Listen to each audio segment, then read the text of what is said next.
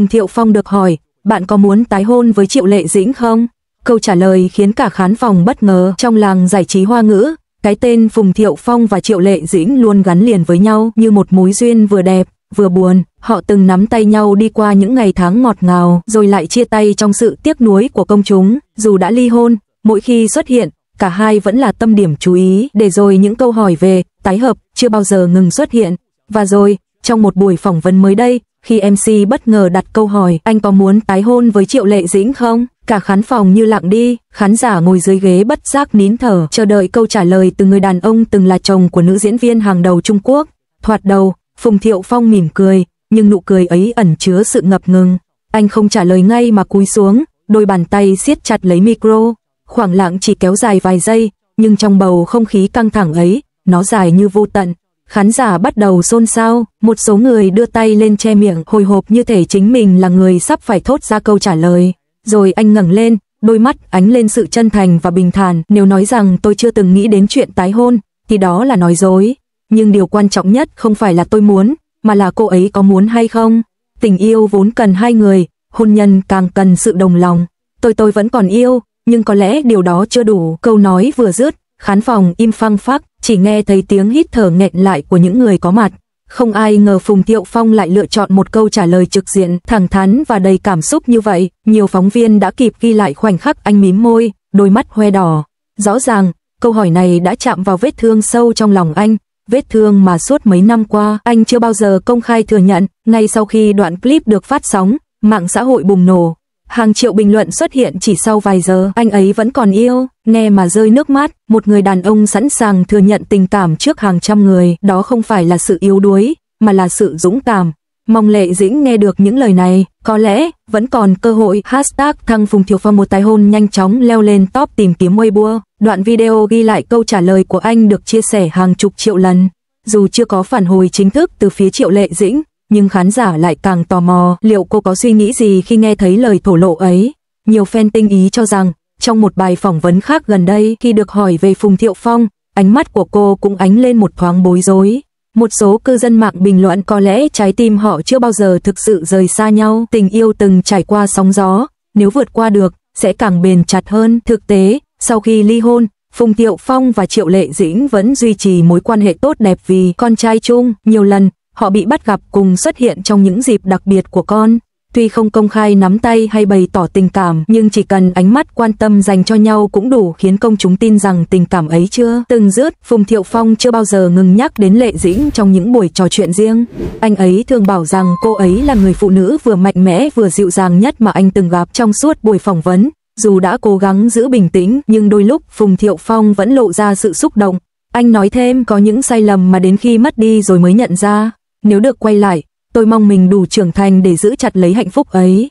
Nhưng tôi tôn trọng lựa chọn của cô ấy, vì cô ấy xứng đáng với điều tốt đẹp nhất. Khán giả phía dưới không ít người đã rơi nước mắt, bởi trong câu nói ấy, họ cảm nhận được sự hối tiếc, sự yêu thương còn nguyên vẹn và cả nỗi bất lực của một người đàn ông khi không thể quyết định thay người phụ nữ mà mình yêu. Câu hỏi lớn nhất sau buổi phỏng vấn không phải là Phùng Thiệu Phong có muốn tái hôn không, vì anh đã trả lời rất rõ ràng, vấn đề là Triệu Lệ Dĩnh có cho anh cơ hội hay không. Trong tình yêu, dũng cảm nói ra là một nửa, nửa còn lại phụ thuộc vào sự đáp lại.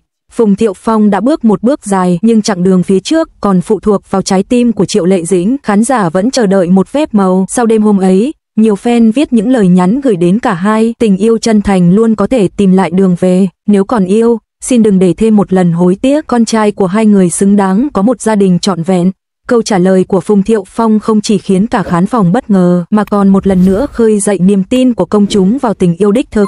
Dù quá khứ có nhiều sóng gió, dù họ đã từng chọn cách chia tay, nhưng những lời thổ lộ ấy chứng minh rằng tình cảm chưa bao giờ thật sự biến mất. Liệu Triệu Lệ Dĩnh sẽ đáp lại thế nào? Liệu khát khao tái hôn của Phùng Thiệu Phong có trở thành hiện thực? Công chúng không thể biết trước, nhưng họ tin rằng, ở đâu đó, một tình yêu vẫn đang chờ được hồi sinh. Triệu Lệ Dĩnh lần đầu lên tiếng sau câu trả lời của Phùng Thiệu Phong. Nếu câu trả lời của Phùng Thiệu Phong khiến cả khán phòng lặng người, thì phản ứng của Triệu Lệ Dĩnh lại là điều khiến khán giả hồi hộp chờ đợi hơn cả. Suốt nhiều năm qua, nữ diễn viên luôn kín tiếng, ít khi chia sẻ công khai về đời tư.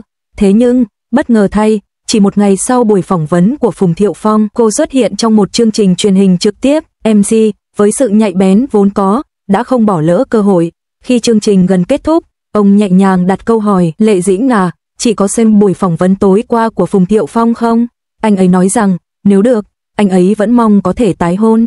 Chị có cảm xúc gì khi nghe câu đó? Cả trường quay lập tức im phăng phắc, ánh đèn chiếu rọi gương mặt Triệu Lệ Dĩnh, cô khẽ mỉm cười, nhưng nụ cười ấy mang chút run rẩy. Triệu Lệ Dĩnh không trả lời ngay, cô lấy khăn giấy chấm nhẹ khóe mắt, một giọt nước mắt khẽ rơi xuống, khiến trái tim hàng triệu khán giả vỡ òa. Đã rất lâu rồi, công chúng mới thấy một Triệu Lệ Dĩnh mong manh như vậy. Tôi đã xem rồi, khi nghe anh ấy nói những lời đó, trái tim tôi thực sự rung động. Chúng tôi từng có những ngày tháng rất đẹp, cũng có nhiều tổn thương, nhưng nghe anh ấy thừa nhận vẫn còn yêu, tôi không thể kìm được nước mắt. Lời chia sẻ chân thành ấy khiến cả trường quay tràn ngập tiếng vỗ tay. Có khán giả bật khóc ngay tại chỗ, một số phóng viên ghi chú lại khoảnh khắc ấy như một cú nổ truyền thông, bởi nó không chỉ là câu trả lời, mà còn là một cánh cửa hé mở cho tương lai. Cô tiếp tục, giọng nói run run, có lẽ chúng tôi đều từng sai ở một số thời điểm. Khi hôn nhân tan vỡ, tôi chọn im lặng vì không muốn gây thêm tổn thương. Nhưng nghe anh ấy nhắc đến việc tái hôn, tôi nhận ra rằng, tình cảm không phải nói hết là hết. Trong trái tim tôi, anh ấy vẫn là người cha của con trai tôi, và là một phần ký ức mà tôi không thể xóa bỏ. Câu nói ấy làm cộng đồng mạng dậy sóng. Lần đầu tiên, Triệu Lệ Dĩnh không phủ nhận, không né tránh, mà thẳng thắn thừa nhận những rung động trong lòng. Sau chương trình, hàng loạt bài viết phân tích tràn ngập trên mạng xã hội. Fan hâm mộ gọi đây là tín hiệu hồi sinh cho tình yêu của họ. Một bình luận được chia sẻ nhiều nhất, hai người vẫn còn yêu, nếu đã còn yêu, tại sao không cho nhau cơ hội lần nữa? Hashtag thằng Triệu Lệ Dĩnh khóc khi nhắc đến Phùng Thiệu Phong nhanh chóng lọt top trending Weibo. Chỉ ít giờ sau, phía Phùng Thiệu Phong cũng có phản ứng. Trong một đoạn clip ngắn, anh xúc động nói, tôi đã nghe câu trả lời của cô ấy, cảm ơn em vì đã không phũ phàng từ chối, cảm ơn em vì đã cho tôi niềm hy vọng. Khán giả khi xem lại đoạn clip này đã gọi đây là cuộc trò chuyện gián tiếp, ngọt ngào nhất trong làng giải trí, dù chưa có gì chắc chắn, nhưng sự thật rằng cả hai đều đã mở lòng chia sẻ khiến công chúng tin rằng một ngày nào đó, họ có thể tìm về bên nhau. Đây không còn là chuyện của riêng hai người, mà đã trở thành câu chuyện cổ tích thời hiện đại. Ai cũng mong cái kết sẽ là một gia đình trọn vẹn. Tôi đã sống nhiều năm và hiểu rằng, cơ hội quay lại với tình yêu thật sự không dễ. Họ còn trẻ, còn yêu, còn có con trai chung.